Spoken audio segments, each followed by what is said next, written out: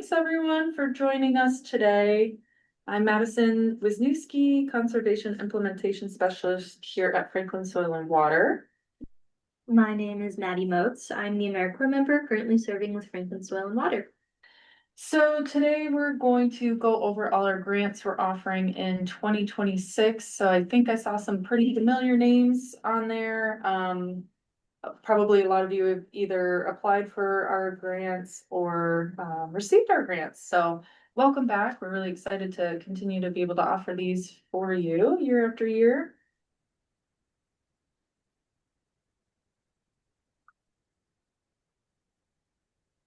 There we go. So first, I'm going to start out with the Conservation Mini Grant. So here's a quick overview of our mini grant. We've been doing this for over 13 years now. Typically, every year we award up to 3 organizations for 3 different projects. This can kind of vary depending on the scope of projects. So typically it's 3 groups and each one gets $2,000 for on the ground conservation projects. In years past, we have had some groups apply for maybe $1,000. And so we've awarded up to 5 groups, depending on how much we can award for various projects. So that can kind of vary. This grant is awarded on a reimbursement basis. So everything is reimbursed to you after purchase. So hopefully, as you're applying, you're thinking about how you have these funds available to you as you're, going through your project. So we have had nearly 35 Franklin County organizations receive mini grants. So like I said, I saw a bunch of familiar names in there. So maybe you're one of those. We're excited to continue expanding this program to as many groups as we can, reach different groups that we've never interacted with before, and hopefully, expand our diversity in projects as well. So this specific program is funded through our conservation fund. So if you've ever purchased from our tree sale, you have given back to the mini grant program, whether you knew it or not. So our conservation fund also collects donations. So yeah, if your organization is a donor, again, giving back to our mini grant program. And so all projects must be completed by the end of 2026. We will go over timelines in a little bit here. So who can apply for the mini grant? You have to be a 501c nonprofit organization, schools, watershed groups, municipalities, community groups, governing bodies, HOAs, condo associations, civic groups. So you have to have that 501c nonprofit status. We do ask for your W-9 and all that supporting documentation upon signing the grant agreement. So if you're unsure whether your organization has that status, definitely look into that before applying. If you are not a 501c, but you want to apply, you can get a fiscal sponsor. There is more to that. They have to be a 501c. So, and then you have to have an agreement with them, ensuring that you're all on the same page about who's doing what. Because if you have a fiscal sponsor, you are going to have to be reimbursed through them, who's being reimbursed through us. So it does get sticky. Just make sure you are all aligned with how things are going to be running. And so for this one, this project can be located anywhere in Franklin County. Some of our other grants are specific to certain municipalities, so this one open to anybody. Some good example projects are rainwater harvesting and storage, rain gardens, or planted vegetation buffer zones, native gardens, pollinator gardens, tree plantings, native tree plantings, green infrastructure, invasive species removal, habitat improvement, or other on the ground projects that support our mission. So typically the things that we kind of stay away from are things more like, fruit or vegetable gardens, while we love urban ag and all that, this mini grant program is specifically focused on stormwater and soil quality improvements, so we do prefer to see those projects. And if at any point anyone has questions, feel free to put it in the chat and we can address it when we get to the question portion. So these grants are graded per these criteria. Environmental impact. How impactful is your project to the environment? If you come to us and you want to plant one tree in the ground, that's fantastic. But if you come to us and you want to plant 20 trees in the ground and reestablish a riparian zone, you know, that's going to score a little higher. Our connection to the Soil and Water Conservation District mission. So, you know, do your values align with us and our mission? Visibility. So, you know, if you're putting this behind a very small school, where it's not going to be interacted with often, you know, visibility might be ranked lower.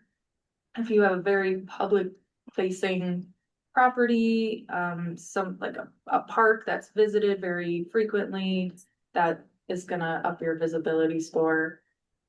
Cost efficiency, so are you actually looking into the cost of things? Can you get the best bang for your buck? We don't like to see things that aren't single-use items. So like sometimes people want to get funds for plastic for solarizing. While yes, that's important, that is not really the most cost effective for us in terms of conservation and you know, getting impactful projects done. So that's something to keep in mind. And then we're also looking to award these in underserved communities. So that does weigh higher if you have a project in an underserved community. Some potential pitfalls. We cannot pay individuals. We can only pay organizations. So for example, if you're a teacher and you're applying for this grant for your school, that's awesome. Just know that any purchases you make have to be reimbursed through the school. So if you are submitting the receipts, we are going to reimburse the school for this project, and the school will have to reimburse you. So whether the school actually does that, that's out of our hands. We can't, you know, get involved in that. So just make sure that any purchases that you're making can be reimbursed, or that you are confident can get reimbursed to you if you're making them on your personal cards. Ensure proper coordination, permission, authorization to represent any eligible organization you apply under. So they will be the final reimbursement. That's what I said. Again, if property is not owned by the applicant, ensure all permissions are in place prior to applying. So if you are a volunteer at a park and you want to do a project at a park, at this park you love, make sure you have written permission from the park district, what have you, that says you are able to do this project. You just want to make sure everybody's on the same page. Nobody's surprised when a new bioswale shows up somewhere that nobody knows about. Some purchases are not eligible for reimbursement, so this is important to keep in mind. We don't reimburse for sales tax, non-native plants, salary or admin costs, pass-through costs. Kind of new this year is peer-to-peer payment services. So any Venmo, Cash App, PayPal payments, we cannot reimburse for those. We do not accept those as, for reimbursement. Design or consulting fees. That being said, we do reimburse for contractor fees. So if you have someone physically putting in or doing work for you, we can reimburse that up to 20%. But we just cannot reimburse for those actual design or consulting fees. And then we do have a full list on our website. So grants are actually open right now. They opened on the 1st and they will be open until March 13th. So you do have some time. The application is on our website. So if you go to our grants page, all that information is there. If for some reason you can't find it, feel free to let us know. So all these grants, we will be awarding for the mini grant the 3rd or 4th week of March, and then all projects will have to be completed by October 31st of 2026. Do we have any questions? And feel free to unmute yourself if you want to. Yes. I have an eligibility question. I want to make sure this doesn't count as a pass-through. We have several garden sites we're looking to do, and I could apply for those sites for the plant material. Yes. And, whatever, if we had to do some, I don't know, gravel removal or mulch spreading or something, it might be a contractor fee. But one of the things that we did last year with a different grant, we held a lottery and offered people, because we've run into so many residents at our tabling at events that they really want to do a pollinator garden, but they don't think they know enough about how to do it. So we offered, we will come out, look at your site, help you figure out where to do it. For a very small garden, 5 feet by 10 feet or something like that, we'll give you 12 to 16 plants for it. You'll have to do some of the work, but we'll help you if you need it. And we thought that we would, give away 20 of those. And we did, but we had more than 500 applicants. Oh, whoa. So obviously there's an untapped need out there. Yeah. And so we did all the expenditures. We helped, we took pictures at the sites where we helped them and all that. So I don't see that as a pass-through. But I wondered if that was less interesting to you all to fund than if we just applied for a couple of the schools that we're working with. I personally like the idea. That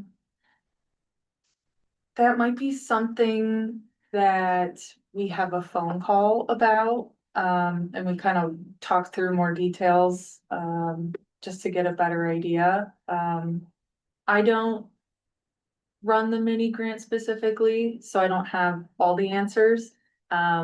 Personally, so a couple years ago, we awarded Flow for their tree nursery, so it was kind of similar in that,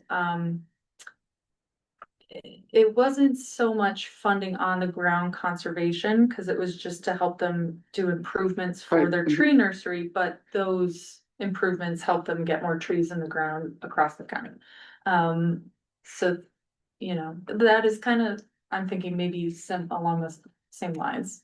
But something that maybe we could. Yeah, well, we got 20 gardens in the ground and Yeah. put our little signs on. Right, them. yeah, no, I like the idea, but it would be something maybe to talk to Henry about. So, yeah, I would love to talk about it further. Yeah. Okay, Yeah. thanks. Henry was able to hop on for a second if we have any questions for him. Yeah, Henry, if you're here and you wanna chime in. Yeah, I was thinking about that one as the answer there. It was, yeah, on the ground, it obviously is good if we can get that. There does, when we talk about like multiple sites or getting stuff out into public hands, that's great. We just because of the way the auditor works with the tax funding, we do have to have some sort of accounting system for like ensuring that the plants are in the ground, right? So that's the only tricky thing I could see coming forward from that is that, hey, if you guys do go that route, with a bunch of different sites or with the public, there's going to have to be some sort of measure that we can go, yep, we did get this many plants in the ground, but that's just some extra kind of reporting stuff should you be awarded. Yeah. Okay. Any other questions? Nothing in the chat. Okay, moving Uh, on. I had one. Who's Um, this? Okay. Taylor. So we're kind of planning another prairie, but also with an orchard in it with native fruit trees. I know you said you're trying to stay away from fruit, but if the fruit trees are native, is that something that's still in the I would realm of say, trees? yeah, for sure. Yeah, I love that idea. Yeah, that's fine. We actually last year we awarded a grant to FACES, the Family Adolescent Children Engagement Service, down there on the south side. They had a similar project where they were doing some turf grass replacement for some, getting some native plants in there, but that also happened to be kind of edible food forest type stuff, some persimmons, that sort of thing. So there is definitely room to do that, but yeah, we really are focusing on like the native plant or the stormwater component, and thinking of the food access, of course, is kind of a bonus for those projects. Cool. Awesome. Thank you. Okay. Any other questions? Okay. Now we're gonna go into community beyond backyards. This is also referred to as business rebates, so if I confuse anybody, please let me know. The community beyond backyards grants do overlap quite a bit with the mini grant. I do have a Venn diagram at the end to help you maybe figure out which one will be better for you. So the purpose of the community beyond backyards, we want to promote and implement green infrastructure projects on land managed by businesses and organizations. So this reimbursement, how it's different from community or from conservation mini grant, is that these are up to $2,500 per project. So the mini grant's 2,000, this one's 2,500. Eligible project is all the same as the mini grant, rain gardens and bioswales, native plants and trees, any kind of rainwater collection, your rain barrels, cisterns, water reuse, things like that.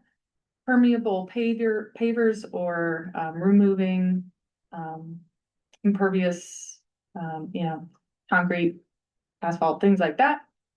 And then other green infrastructure, creative stormwater retrofits, things like that. So we welcome any kind of creative project. We'd love to see something a little out of the box. Here's a featured project from 2023 from Mays Manor. They did a native wildflower prairie and rainwater collection. So they did a really good job. They had a wide range of people helping, and it looks really beautiful. And it was just a really good project. Just wanted to highlight it and say great job, Mays Manor. So the requirements for this one, this program was developed to target businesses. We have opened it up to nonprofits and not-for-profit organizations. So you do have to be registered with the Secretary of State. So we will ask for a W-9. The project has to be located in a participating community, so this one is a little more limited in where we can offer those grants, but we do have more available. So again, does get a little confusing. This one is reimbursement base only.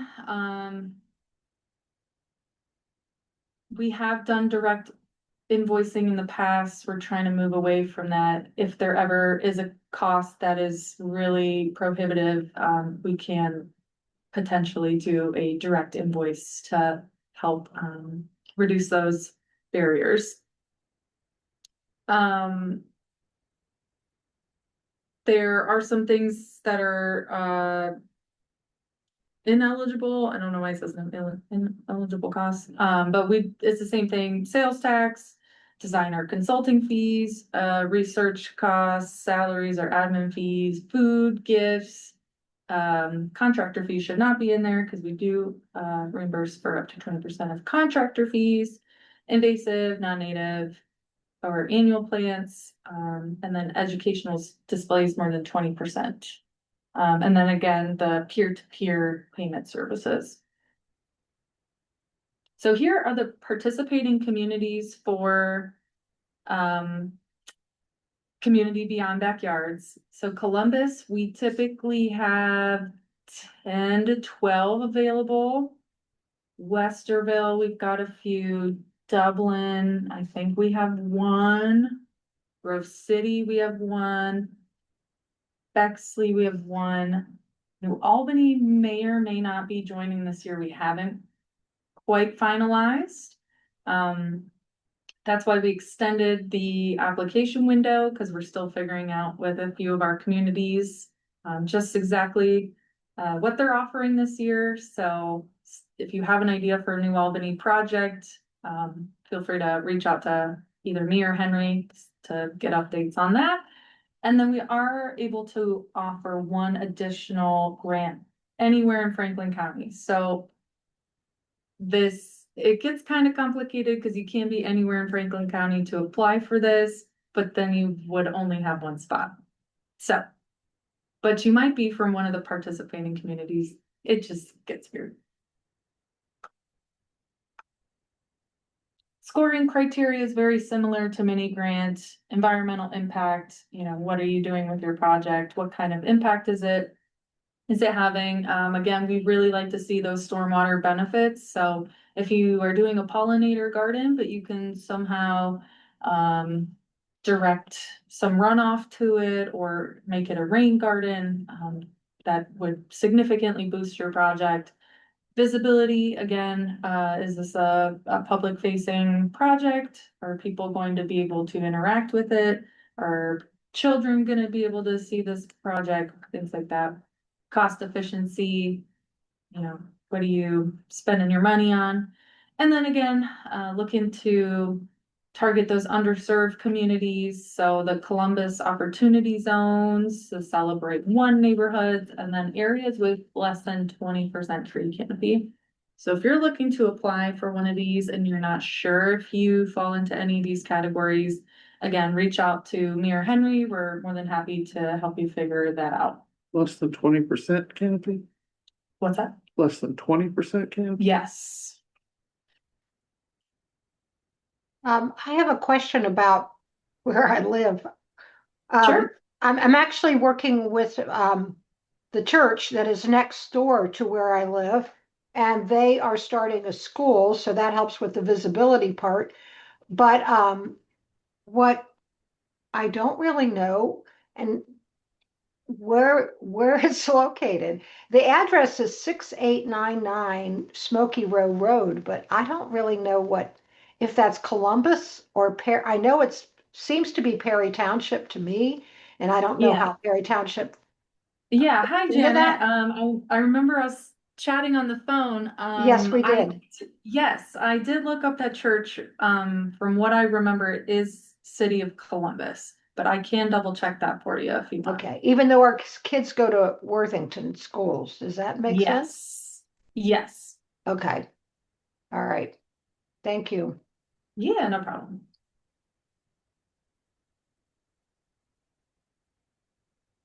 Okay. This grant is also open, so it has the same time frame as the mini grants, open February 1st, and then it'll run through March 13th. We're hoping to get decisions made by March 20th and then let you all know on that day if you're selected. And then again, projects will run through October 31st. So here's this nice Venn diagram to help you guys maybe decipher between the two. So mini grant, there's 3 grants available. Community Beyond Backyards has 22 grants available. Mini grant, you can apply from anywhere in Franklin County.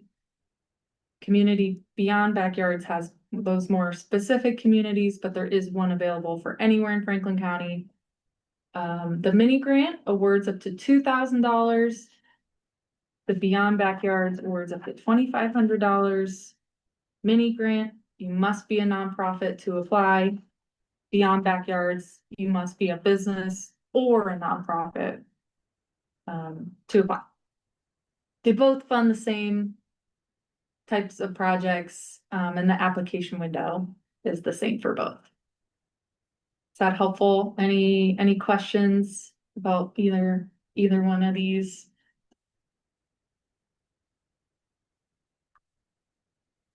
Okay. Any questions about the Community Beyond Backyards program as a whole? Anything? This is an example of a project we did last year with Phoenix Rising. They did a native plant medicinal healing garden. She started making salves and teas out of all these native plants that she planted. And it was just a really beautiful space. So yeah, she had multiple uses for it. And it was really cool. Okay, no questions. Now we'll talk about Columbus Tree Assistance Program. Tree Assistance Program, also called TAP. So this is kind of, it's become a beast of a program in that we do award up to $25,000 for tree plantings on private property.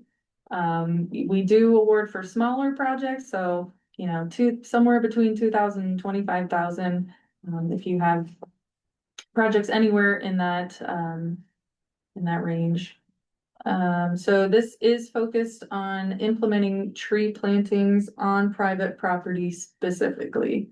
So the idea really came to be getting neighbors, communities together to plant trees on their property, especially in areas with low canopy cover. This was a goal for Columbus to grow their canopy cover. So this is their way of trying to help communities do that.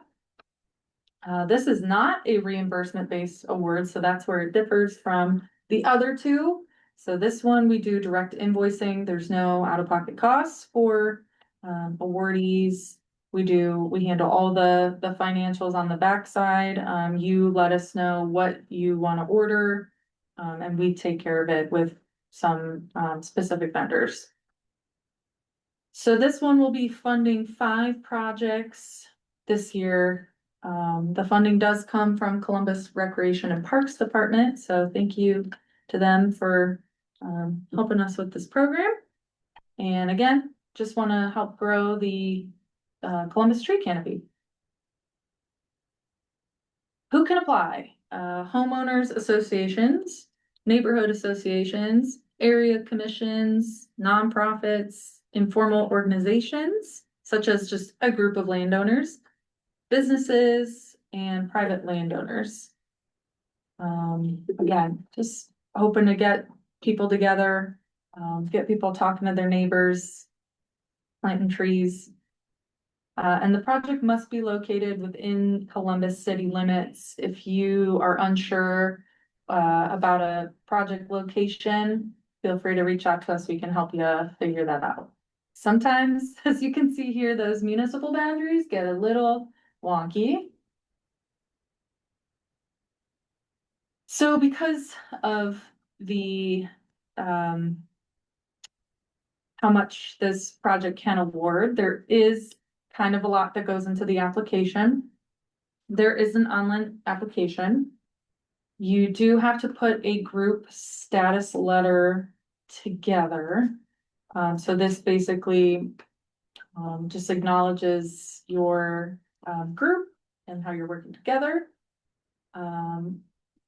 You will also need a participation acknowledgement and authorization letter. This is everybody who's getting a tree planted on their property says, yes, I understand, and yes, I am willing to get a tree on my property. So nobody's surprised when a tree just shows up on their property. We do need a budget. We do have a template, an example for that. We need a planting plan. We have some same to figure out what trees you want to plant. If you're not sure, we can help you with that as well. So here's the online application. The group status letter, you're just stating everybody that's involved in the project. This is the participation acknowledgement and authorization letter template. So again, the person is saying, yes, I understand that this is happening on my property and I'm cool with it. You guys are good to do this. And all of this is on our website. So, we do have all these examples up on there. Here's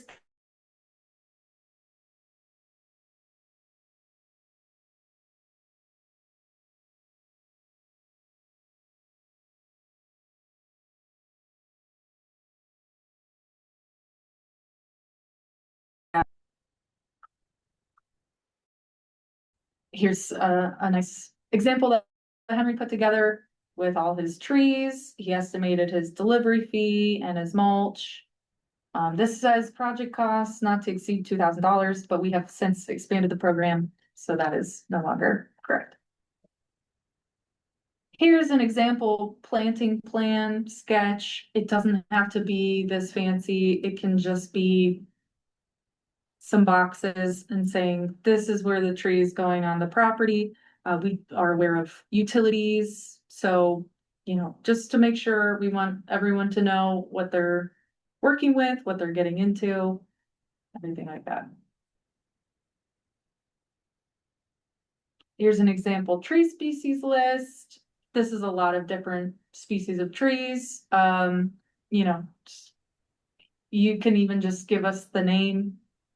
We do like having the scientific name, but if you just have a common name, that should work too. The award criteria, very similar to the other grants. This is scored by a committee of staff from Franklin Soil and Water, Rec and Parks, and Green Columbus. And we look at your planting plan efficacy, your canopy. So if you're in an area that has a high canopy percentage already, you're probably going to score maybe lower than an area that's applying that has a really low canopy cover. We're going to look at those underserved communities again. We want to see a future maintenance plan. We don't want you to just plant these trees. We want you to have a plan for how they're going to be maintained in the future. And then, yeah, again, underserved communities are weighted more.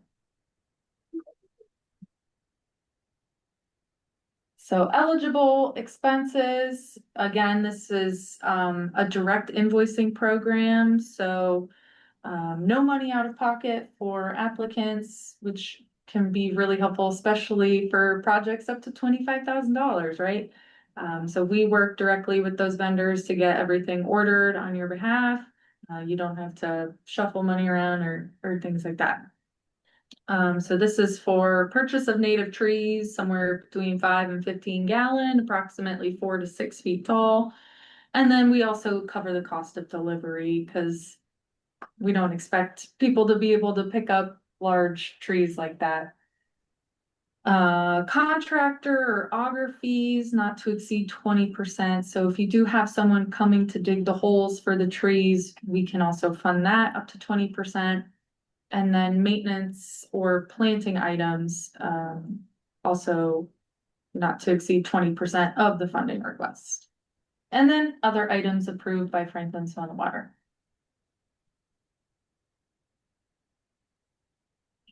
Potential pitfalls for the TAP program, not having all residents on board with the project. So if you want your neighborhood to get more trees and you come to us and you say everybody's on board, and then turns out your neighbor actually doesn't want a tree in their yard and you never even asked in the first place, that's going to be a problem. So just make sure everybody's on board. They know exactly what tree they're getting, where it's going, and we'll all be good to go.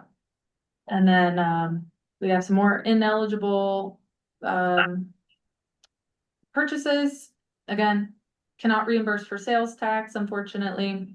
Non-native plants, salary or admin, pass-through costs, designer consulting fees, peer-to-peer payments. So this one's slightly different. The application is open. It runs through March 31st. The grant is on our website. This one is different because the projects, while they are awarded, you either have to complete your project in the spring or the fall.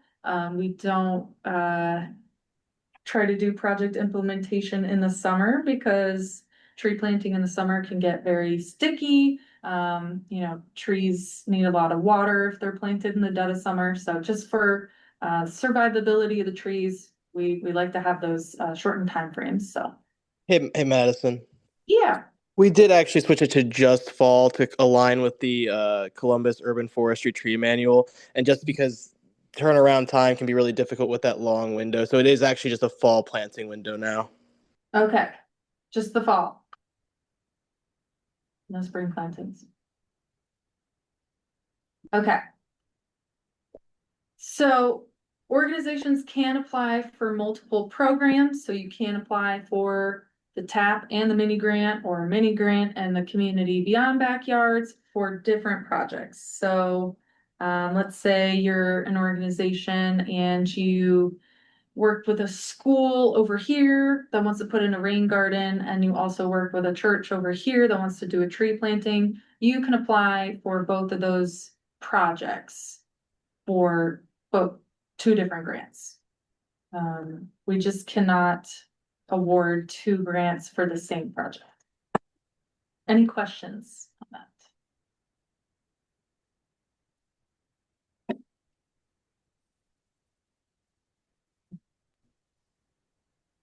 Any questions about the tree assistance program at all?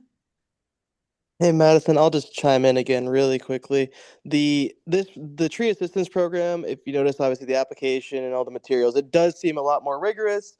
Of course, you're talking about a greater funding sum, but also we really want people to go through this process, and at the end of the day, even if they're not awarded, they have a really robust native planting plan that they can take and apply to another grant program or other stuff as other funding sources kind of come online or are available. So that's kind of why, if you notice, that this grant one that's a little more robust and rigorous because there's more moving parts, there's more funds available, but then also we're hoping to kind of help groups build that kind of institutional knowledge for like a planting plan and then be able to execute even if it doesn't come from our funding source.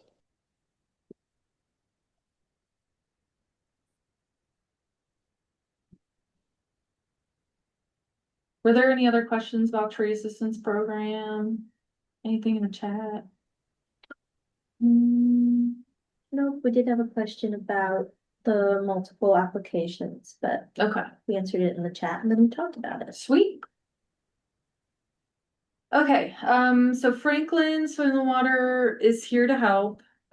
We can't award everybody that applies, unfortunately, we wish we could. But we wanna be able to assist all these groups as best as we can, so we can, offer technical assistance if needed. We wanna be a resource for you guys, so feel free to reach out to us at any point. One piece of advice I would have is if you have a project, and you maybe have some details that you want to work out, if you have any questions at all, please reach out to me or Henry. We have had instances where we had an application come through. We didn't really know much about the project. We didn't award it because it wasn't that competitive. And then afterwards talked to the applicant, and they wanted to know why they weren't awarded. And then they further explained their project, and it turned out to be, it sounded like an amazing project. So it's like, we just didn't understand what could have been. So if you take the time to call us or email us, ask us questions, I think that can really help, with your visibility and connecting with us. So yeah, I would just encourage you, if you have a great project, feel free to reach out to us. Can I ask a couple questions? Of course. Okay, what would be, so actually, Madison, I talked to you on the phone, and Maddie, I met you in person at Shepherd's Corner. So, but since I talked to you, Madison, more recently, what's the best approach? Would it be better if I put a bunch of questions in an email, or would you rather I call? So I'm like, Um, I just want to do this efficiently and productively. yeah, I don't know. I feel like a lot of the time a phone call is better for working through ideas, but it's up to you, whatever your preferred communication style is. If you're busy and, email's more efficient for you, that's totally cool too. Yeah, we're open to anything, but I personally think, phone calls are better. You can definitely get a lot more information from talking to someone than you can from reading their emails, so. Okay. Um, and then this this might be a dumb question. I don't know. I'm very inexperienced with this. Like when I started helping the church with the gardens, I'm like, I'm not really a gardener. I know how to pull weeds, but I've been learning stuff over the last 2 years. And we are looking towards a tree planting, but not until next spring because we have to go through hoops. We have to jump through hoops. But what I would be interested in as an educational event for myself is to be able to come to a tree planting. We're going to do, what do they call it? B&B, burlapped and baled and burlapped or something. Bald So burlap. I would like to be able to observe, or maybe even with my 74-year-old body, help volunteer at an event like that so I can have some better understanding of what is going to need to be done and what is going to happen at such an event. Yeah, I can't say that I really know of many tree planting trainings, but through the tree assistance program, we do have some, I don't know if contractor is the right word, Henry, if you want to chime in on that, but they always go through demonstrations every single time that they have a group tree planting. They want everybody to be on the same page. They want everybody to be able to successfully plant their tree the correct way. So there are resources out there for that. And if you ever wanted to get connected, we do tree plantings from time to time, volunteer tree plantings. So if you ever wanted to get connected that way, be happy to chat about that too. Okay, I just saw Green Columbus pop up there. Yep, I was gonna say, it looks like Maddie threw that in the chat. Thanks, Maddie. Green Columbus does a ton of tree plantings all over the city. They do a lot of that, from smaller size stuff up to those B&B size trees. And yeah, when we do the tree assistance program, we partner with Green Columbus to do kind of have their arborist on site for the planting to kind of make sure people are getting the right kind of training. I would start with Green Columbus, check their website. Maybe you could throw our volunteer newsletter sign up link in the chat, Maddie. We kind of aggregate a lot of different watershed groups and municipal groups. They're kind of volunteer events. You could keep an eye out there. But Green Columbus would be a great resource. They also have a lot of videos posted on their website too for planting knowledge. But attending an event in person is going to be the best way. So I think that's really proactive. That's good. Okay, thank you. Any other questions?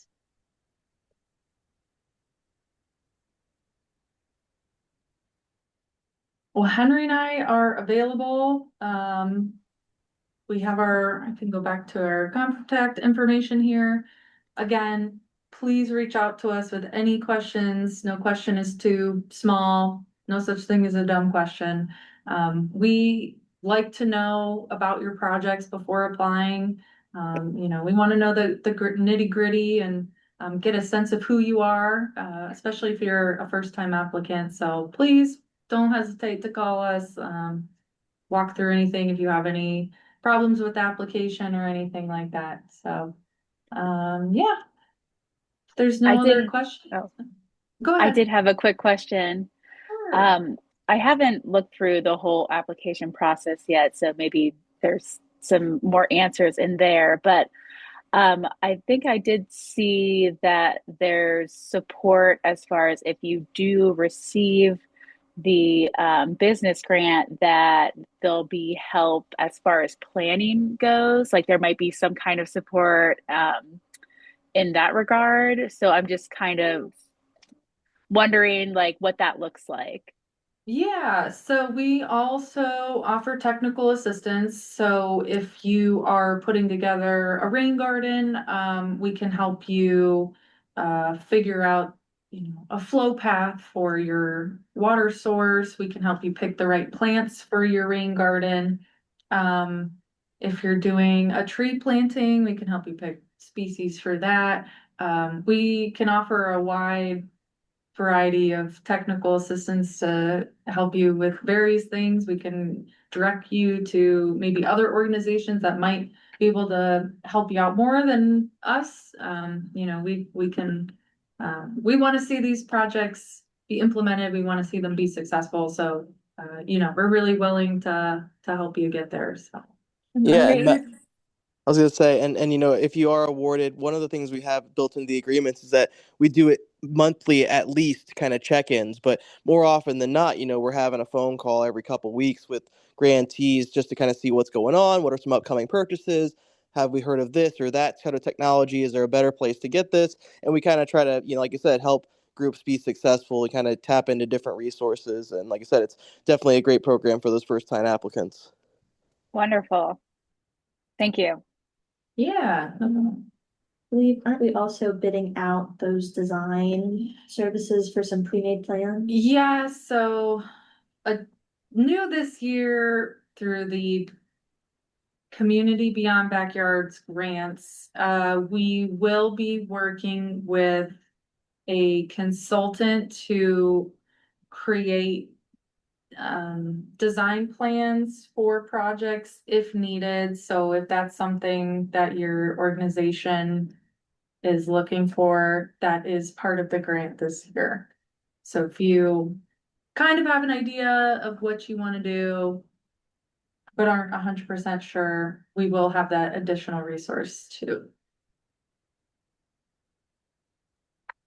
That sounds very helpful. Yes. Diane has a question in the chat, asking if we have a moment to ask about their potential project now, or if they should just call Friday. I think you could ask now. It might be helpful for others to hear, maybe they have a similar question. Diane, if you want to ask your question. Hi. Yeah, thank you.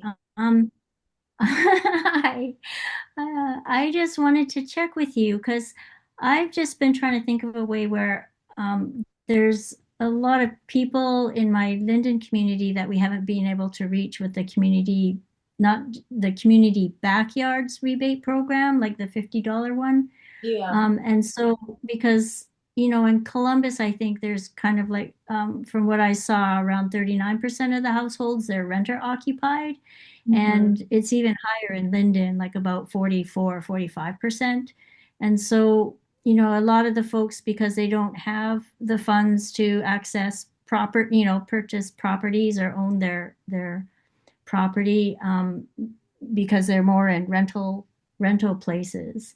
And so I know like part of these things are not to have them to have the native plants or something in the ground. But I just wanted to know because I feel like there's a large number of people who are interested in kind of creating these, whatever they can grow on their balconies or porches. And, I have done some research on just and talked to some of the local native plant growers to provide a database of native Ohio plants that are suitable for growing in large containers. And so I just wanted to know if something like that, because I guess I'm not sure really of the water improvement unless there's some kind of, chain thing that we have dripping so that the water comes into their container or something, but also be able to just fund for people to be able to have some of these sort of different kind of designs on it. And it would be part of our Bee Tree Trail that is where we're linking. It's an online program where people are updated of their location in real time. And so we've identified the top 40 native trees, native Ohio trees for bees, and then gone through the neighborhood and identified these trees. And so the trail also joins it into the urban farm trails up there and their wildflower garden, and then also to the gardens, our art mural of the Rusty Patch Bumblebee and a few of the native plant gardens that we have here. So we're just trying to find ways for people to access it from their, just maybe engage more youth to allow them to encourage them to get outdoors and connect with nature, where when they walk by the tree, then they can just pull up information on the trees for bees, or about, the art mural. And again, also just looking to connect the community, help people kind of learn what's around, and just trying to, I guess, build community so we can try and provide a safer community for just having more people be able to know what's happening, all the great things happening in our properties here. So I guess that's what I was curious about, just to know if there might be something like that that could be accommodated somehow with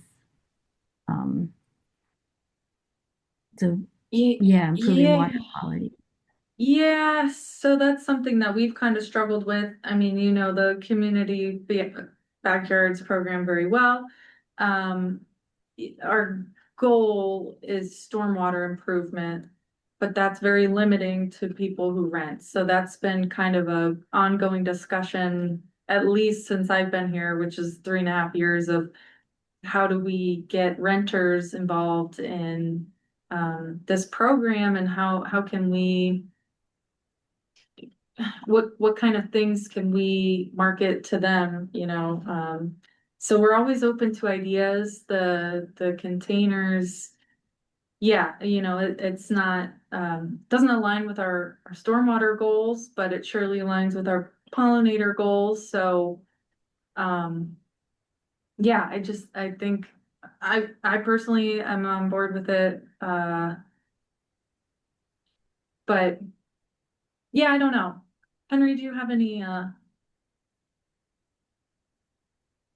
Yeah, no, that's difficult. Like like I have my containerized pocket prairie on my patio right now at my apartment, so it's like, no, I totally am into those sorts of things. It might be worth having just a call with us, Dan. We can talk with some of our supervisors and see if there's it. I don't think it precludes you from applying. It just may not be as strong, right? I totally, yeah. I understand that. I mean, I really, for me, it's really looking at how to be more inclusive of the people that are always being kept out. Because a lot of the, lower income people are going to be rental owners because they can't afford, Absolutely.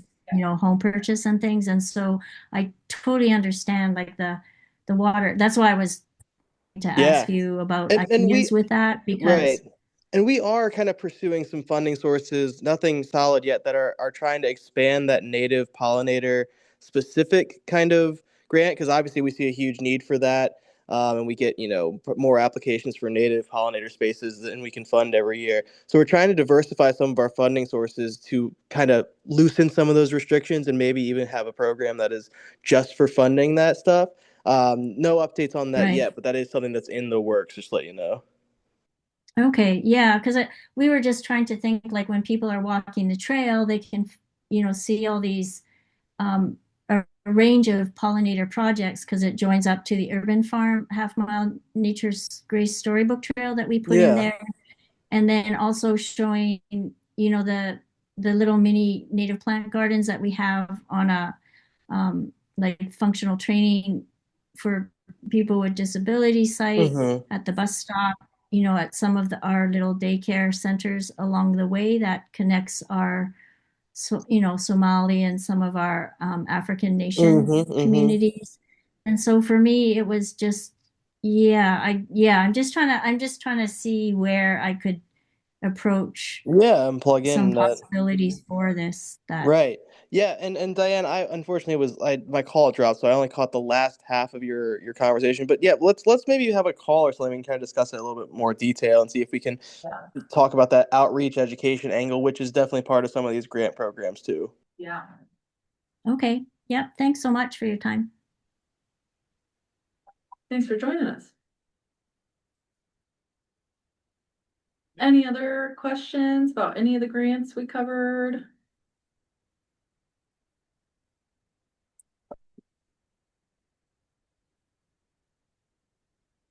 Anyone? Okay, well, if there's no other questions, we can go ahead and conclude tonight's presentation.